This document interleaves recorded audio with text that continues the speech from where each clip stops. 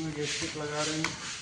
जो gasket glass को रोकने के लिए काम में आता है, ग्लास के लिए यूज होता है। गैस्केट में बिल्डिंग लगाना बहुत ज़रूरी है। साउंड प्रूफ रहता है, वाटर प्रूफ रहता है, डस्ट प्रूफ रहता है। अच्छा, ये बीडिंग है? ये बिल्डिंग है, ग्लास के ऊपर लगता है, ये बिल्डिंग है। अच्छा, जो ग्लास के ऊपर पट्टी लगता है वो वाला बिल्डिंग है।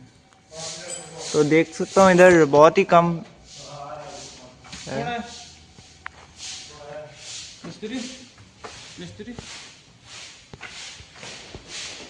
তো দেখুন এখানে অনেক আমাদের কাজ করা আছে অলরেডি, অনেকই পড়ে আছে।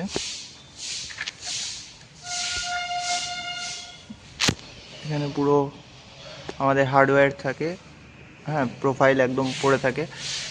যেরকম আপনারা বলবেন ডিজাইন, সেইভাবেই ডিজাইন তৈরি হয়ে যায়।